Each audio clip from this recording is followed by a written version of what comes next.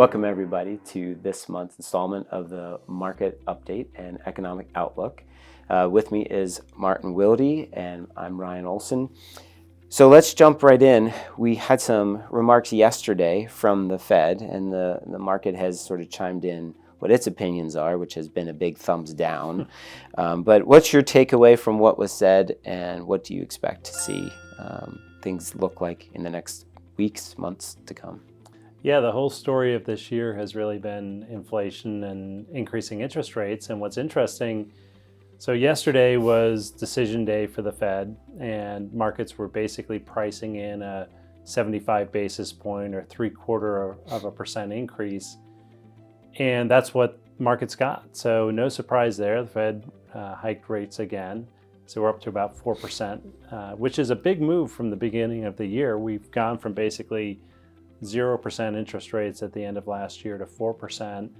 And the markets took this in stride, and you saw initially there was some language change in the release that goes alongside the decision, that they introduced maybe the idea of softening the rate of increases in the future. So markets initially responded pretty favorably, but then there's a question and answer press conference afterwards, and Jay Powell quickly reminded everybody that inflation is still running above target levels, and that we shouldn't interpret this as an indication that they're close to being done.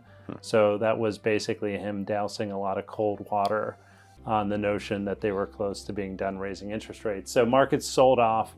I think at the end of the day, though, the encouraging thing is the Fed did introduce language that I think they've had in their mindset all along, which is there can be a lagging effect, right? We've gone through a series of these rate increases. The impact on the economy is happening, but it doesn't happen overnight. So they introduced some language basically recognizing that there's a lag effect. What that means is they know that there's going to be a lot of impact from the rate increases that have already put in place that haven't necessarily been felt by the economy yet, and they're mindful of watching for signs of a more rapid slowdown, and they can pivot their course of action if they need to. But I think at the end of the day, Powell was also reminding people, look, we haven't seen inflation come down yet. Let's not get ahead of ourselves. Let's not get too excited about the prospect of us being done. If anything, inflation's being stubborn, so we may need to keep raising rates for longer than we'd previously estimated. And that's when the markets digested that feedback, is when we saw the sell-off yesterday. And there may be, from those comments, there may be some people who will say they're just going to come to an abrupt halt. They're just going to stop raising rates at some point. Other people I've heard comment that they're going to slow down the rate of increases. So they're going to continue to increase, but maybe in smaller amounts. Smaller amounts. Any clues that you feel one way or the other on if you look at the Fed and what they would historically do, I think it's more the latter, that they've been doing these really big 0.75% increases, but maybe from here, depending on the data, they may start to slow down, still increase, but maybe it's 0.5%, maybe it's 0.25%. However, I think all of that is data dependent, and it's really economy dependent. The only scenario where I think the Fed would just suddenly stop raising rates is if we start to see a series of releases that indicate that the economy is really slowing more quickly than they had planned. Or you see really bad numbers come out of the labor market, for example. That would give them reason to pause. Otherwise, I think it's more likely they'll reduce the rate of increases and taper them off, but still raise rates until they see inflation really get to where they want it to be. I mean, we've seen investors really want to know what those signs are. We've talked about it a little bit. What are the signs that are going to indicate the Fed is going to either begin to taper off or stop raising interest rates? We've talked about the importance of the labor market and how the strength of that. We've talked about inflation. What are you looking for as the indicators of, I think we're nearing that inflation peak. I think the Fed's going to begin to change their perspective and feel like they've got things under control when it comes to inflation. Yeah, and I wish there was one easy answer, but it's a lot of different subcategories that make up inflation, and each of those has different indicators. And And I would say, and the Fed's looking at a lot of this same data and some additional data that they have access to, we're seeing in some categories already indication that inflation has peaked and is starting to roll over. And we see that in interest rate sensitive parts of the economy, and also some of the commodity sectors that feed those. So we've already seen a slowdown in price increases in a lot of commodities that go into construction, for example, lumber, and also energy commodities. We also see home prices more broadly not appreciating at the same rate. In fact, we've seen some indication in some markets of declines in home prices as a result of higher rates and higher mortgages. So I think it's really a mixed bag. Inflation's still on the labor inflation side. We still see strong job market, a lot of openings. That tends to be indicative of above average wage increases. We also see agricultural supply chains that have been really disrupted. Combination of the war between Russia and Ukraine, also some of the weather events that we've seen, a lot of drought, has really, not provided any relief in supply chains there, and fertilizer prices remain really high. So it's really a mixed bag, but I'd say the difference between now versus 6 or 12 months ago is we're starting to see a number of categories not continue to appreciate, not continue to increase at the same pace, and in some select instances actually decline. Whereas before, I'd say most categories were going up uniformly. So we are seeing signs of a slowdown month to month, which is helpful.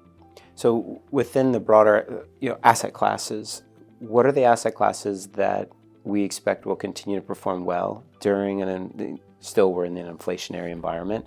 What are the asset classes that might not perform as well, whether because of inflation or whether because of other pressures like the difficulty to hire people or the increases in wage, in particular labor pressures? Yep. So historically, the categories that tend to do really the best in rising inflationary environments, and we've seen this, are commodities and commodity-related stocks. So your energy companies, your agricultural commodities, your industrial metals, those all tend to hold up relatively well in an inflationary environment. Also, real assets tend to do well. So maybe counterintuitive, but historically, real estate tends to preserve value over longer cycles and tends to keep pace with inflation. Also equities, although you don't want an inflation shock environment. We've seen inflation run too hot this year. Stocks can do okay with modest levels of inflation because you have earnings that can increase over time. They can adjust their cost structure. They can respond to that environment. The categories that tend to do the worst in inflationary environments, we've seen this too this year, are fixed investments. So fixed income, bonds, anything where you're putting money out, getting a fixed rate of return, and then getting your dollars back in the future. And the reason that those investments don't do as well, when you have inflation, those future dollars aren't worth as much. So you also tend to have rising interest rates during inflationary periods, and that hurts bond investments. So cash is also something that historically doesn't really fare well or keep pace with inflation. So you want to be invested in things that can grow and keep pace with inflation. And that's why those other categories tend to do better. We've looked at market performance historically around key events, key world events, things like COVID and other world events, and seen how markets initially react negatively, and then over a period of time they begin to recover. And similarly, we were looking at, we're looking at a time now where we're in this inflationary environment. We're seeing a bear market. What about in those cases? How do markets respond once that inflation has hit that peak, or once the bear market begins to turn around? How long does it take markets to recover, and what is the kind of pace, let's say, maybe of recovery? Yeah, it's interesting when you look, and we've got a chart that shows this. When you look at inflation peaking, and it's always the question is, have we peaked? Have we not peaked? But if you know the answer to that, and if you start to see some of these signs of different categories peaking, then markets tend to do pretty poorly leading up to a peak in inflation. And even though inflation can remain higher than target or higher than normal, once you see that turn and inflation rates come down, that's when you really start to see the catalyst for higher returns. And markets tend to do pretty well from that point on. So that's why there's so much focus that's being placed on all of these aggregate inflationary reports and readings, and also people really looking at the subcategories and trying to discern, what does this mean? Have we peaked? Have we not? And I would say candidly, the Fed is still trying to figure that out themselves, and that's why I think they're a little bit cautious about giving markets the green light, that they can really slow down rate increases or they can pause increasing rates, because they want to make sure we're past that peak inflationary period. So far, we have seen the last couple of inflation readings be over 8%, but they've come down from the 9% level that we saw previously. Whether or not that 9% level becomes the peak of this cycle remains to be seen, but I think there are some encouraging signs across some of those categories. With the elections just around the corner and President Biden's term coming to a midway point, the polls seem to indicate there's going to be a balance of power, so a slight shift in things. What are you seeing, or what do you anticipate to see the market's reaction to that, should the polls prove to be accurate? Yeah, if we look back historically, it's interesting because oftentimes we get the question, do markets do better under this party or that party? And historically, if you look at the numbers, markets tend to do better when there's some balance of power, as you suggested. So tend to do better when you don't have one party that controls all the different branches of government, both houses and the executive branch. So when you look at the polls, as you suggest, right now we do have one party that's in control of all three of the primary branches, and with the expected shift where you'll at least have one, maybe two of those branches shift, that historically has been a better environment for markets. So markets tend to like the division of power because I think it creates a little bit more stability, more checks and balances, less big ticket items that swing dramatically one way or the other. The other thing that is interesting, just with where we are, you mentioned getting to the midway point in the presidential cycle. There is a lot of data, and a lot of people have focused on this concept of presidential cycle investing. And what does that mean? If you go back and you look at the last 100 years, you've got the 4 years of the presidential cycle, and usually the worst year performance-wise is actually the second year.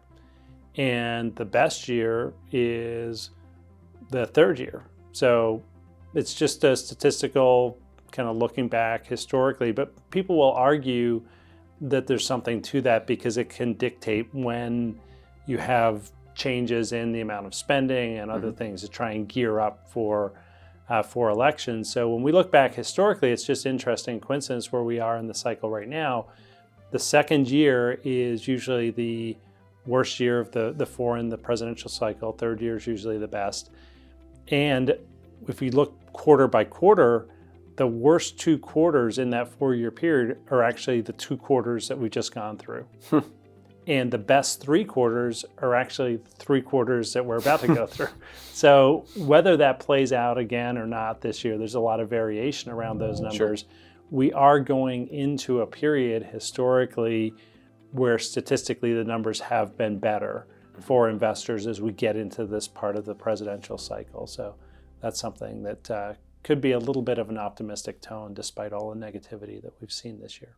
And as we look at that data, you said it's over a 100-year spread. So there's been a lot of things in the markets, in our world, like a lot of factors that those things would have taken into account in those averages. So it'll be interesting to see how our current environment, with all the different factors we've been talking about, with war in Ukraine, with inflation on the rise, and today's current event factors in play, how consistent we are this year with if we see that same pattern. Right, whether we see the same pattern or not. So maybe we could wrap up with talking about corporate earnings. Sure. We're in the middle of a corporate earnings reporting season right now. So what have you seen from that? So actually a lot of companies have been reporting earnings, and probably not a surprise, there's a slowdown in many segments of the economy. I wouldn't say it's a catastrophic, we see this really nasty bottom falling out type recession, but a lot of companies that have exposure to consumer markets and to a lot of markets in the construction space, housing, automotive, are seeing the levels of demand drop and are seeing future orders come down. So I would say companies generally in this cycle are doing a pretty good job with managing the risks that they can control and with generating, I would say, pretty good results in the environment that we've been in, managing through supply chain issues and some of the other pressures, but their future outlooks are really more tapered.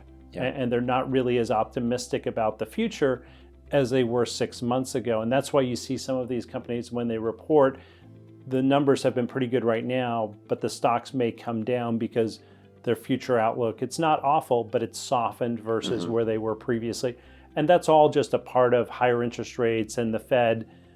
Keep in mind, when they're raising rates, they are trying to put the brakes on. They are trying to slow the economy down. So when you see those earnings forecasts and the future outlooks, that's another thing that will factor into the Fed's calculus in where they go from here, because companies are starting to see the impact too. Yeah, so they're taking into account not only the real data that they're seeing, but also the projections based on what companies are expecting to see in the future as well. That's right. Gotcha. All right, well, I think that about covers it. Any final maybe comments that you have? Anything else that we haven't touched on that you feel it's important for investors to know? So as an investment committee, we keep looking at the portfolios, talking about opportunities. This environment has been challenging, but it's also creating opportunities in different asset classes. We've recently added a dedicated position in biotechnology, which is an area where we think has really attractive long-term attributes and has been sold off and trading at much lower levels this year. So we think that could be a very good long-term investment. How long it takes for biotech to really find its footing and start to reaccelerate remains to be seen. But we think as long-term investors, it's an attractive entry point in an industry that still has a lot of long-term potential growth.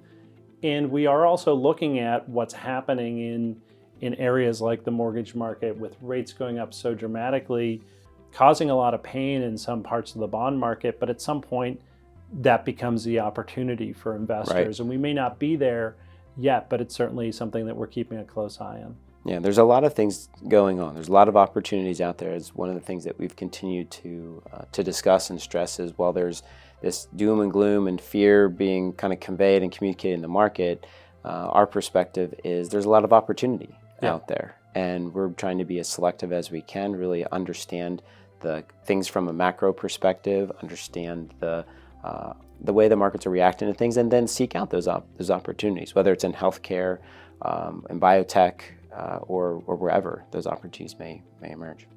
Great. Well, thank you for joining us for this time. We would love to hear your feedback. Love to hear what things are on your mind, questions that you have. If there's anything that we can do to better serve you, better bring information that you're looking for, please reach out and let us know. If you have any questions about what we discussed today, reach out to us at the contact information that you see there on the screen. So thanks again, Martin, for your time. Thanks, Ryan. Thanks, everybody.